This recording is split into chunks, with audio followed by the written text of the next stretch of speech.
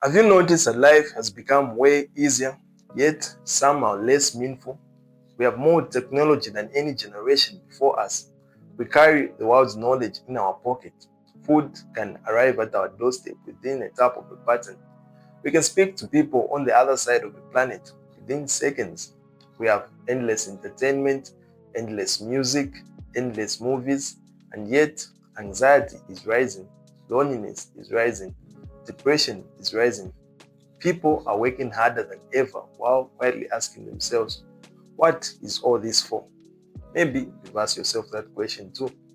Not because life is terrible, because something feels missing.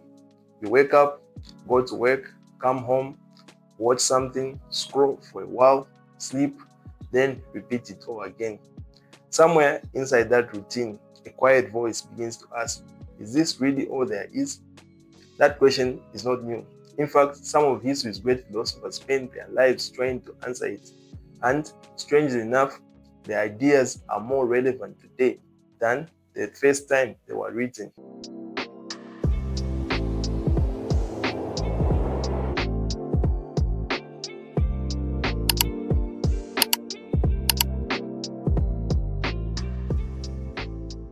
We often assume that comfort creates happiness, that once we earn enough money, find the right partner, buy the right house, or achieve enough success, life will finally feel complete. But reality has a funny way of proving us wrong. Think about it. How many successful people still feel lost? How many celebrities have everything people dream of, yet struggle with addiction, depression, or loneliness? How many people spend their years chasing material things only to get them and wonder, now what? Perhaps the problem isn't that we're failing to achieve enough. Perhaps we are succeeding without knowing why. Because achievement without meaning can become another form of emptiness. Modern society has become incredibly good at telling us how to live, but it rarely teaches us why we are living in the first place. And when that question goes unanswered, people begin to search meaning in whatever is closest. Maybe it's work, maybe it's a relationship, or maybe it's money. But whatever it is, they are hoping it will answer a question it was never designed to answer.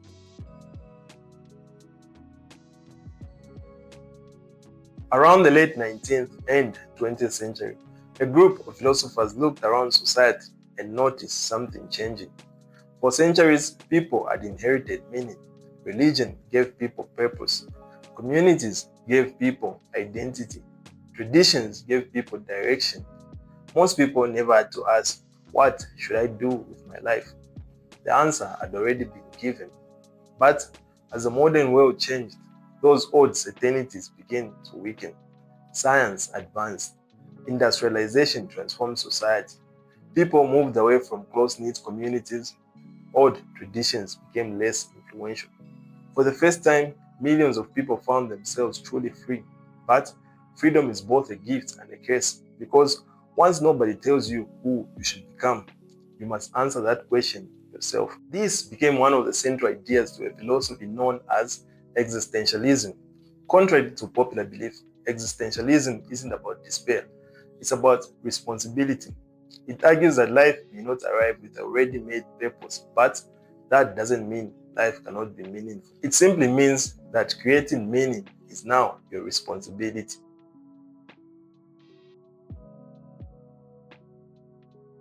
One philosopher who understood this better than anyone else was Friedrich Nietzsche.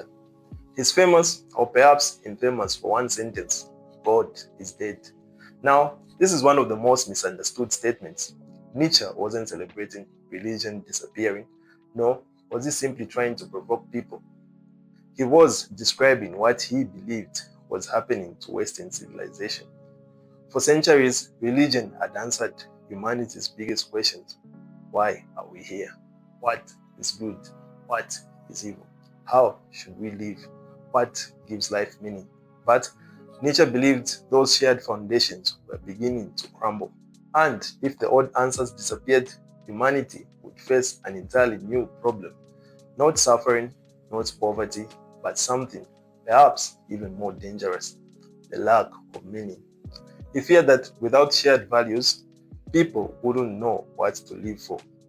Some would escape into pleasures, others endless consumptions, others into ideology, and many would simply drift through life without direction. But Nietzsche didn't leave us there. He believed something remarkable. If the old values no longer guided us, then we had the responsibility to create new ones, not by blindly following the crowd, not by copying someone else's life, but by consciously describing what kind of human being we want to become. Perhaps the greatest freedom we possess is not the freedom to do whatever we want, but the freedom to decide what is worth living for.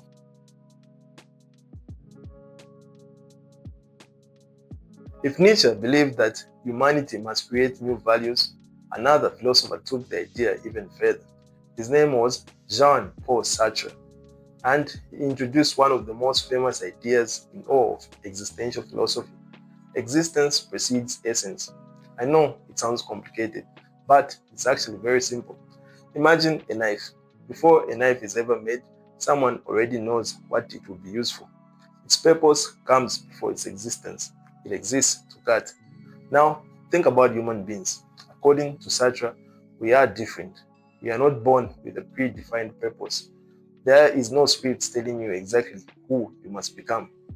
Instead, we are born first and only afterwards, through our choices, our actions, our failures, our courage, we slowly create ourselves. In other words, your life is not a book that is already written, it is a blank page, and every decision you make writes another sentence. Every habit writes another paragraph. Every year writes another chapter. This idea is liberating, but it is also terrifying because if you're writing your own story, then you can no longer blame society, your parents, your past, the gods, or luck for the person you are becoming. You are free, and with freedom comes responsibility. Perhaps this is why many people avoid freedom, because freedom means accepting that your future is largely shaped by the decision you make today.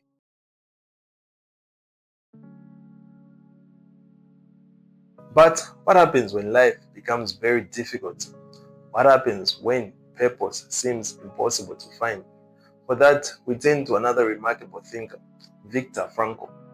Unlike many philosophers, Frankl didn't develop his ideas from the comfort of his home or university. He developed them inside one of the darkest places human beings have ever created, the Nazi concentration camps. Frankl lost his family, his freedom, his possessions. Well, almost everything was taken from him. Yet, after surviving the concentration camp, he made an extraordinary observation. The people who endured suffering best were often those who still believed their lives had meaning. Some wanted to see their families again, some wanted to finish important work, some simply believed their suffering would still serve a purpose. Frankl later wrote something that has inspired millions of people. He who has a why to live can bear almost anyhow. Think about that. Purpose doesn't eliminate suffering, it transforms it. The marathon runner still feels pain. The entrepreneur still experiences failure. Parents still sacrifice sleep. Students spend years studying. The struggle doesn't disappear. But when struggle serves something meaningful, it becomes easier to endure. Perhaps this is why so many people today feel exhausted. Not because life is necessarily harder, because they are carrying burdens without understanding why they are carrying them.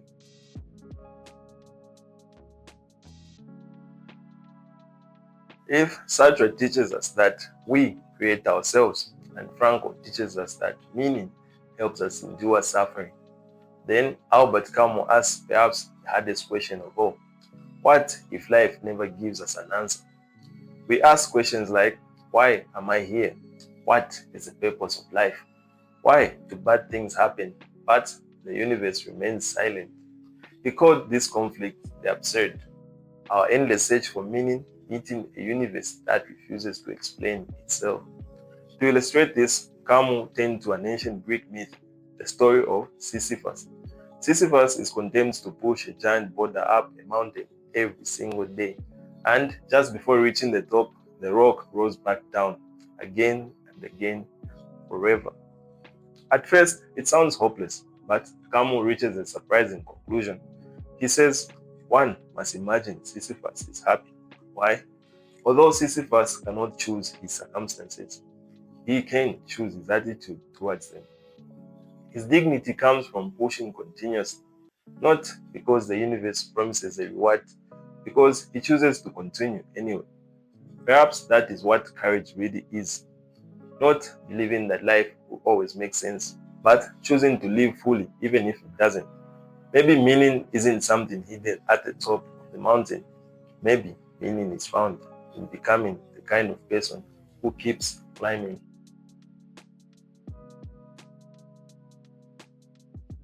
So, what can we actually learn from all this?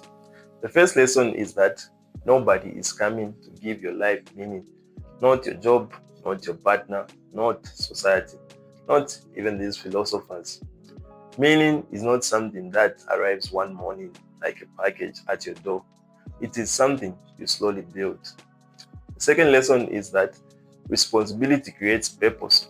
The more responsibility you are willing to accept, the more meaningful your life will become. Responsibility for your health, your family, your work, your community, and your future. The third lesson is to create more than you consume. There is something deeply satisfying about creating. Write something, build something, teach something, help someone. Leave evidence that you were here.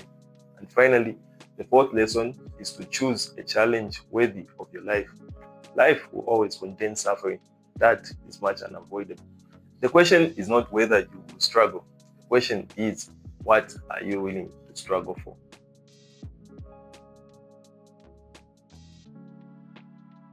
Maybe the existentialists were right.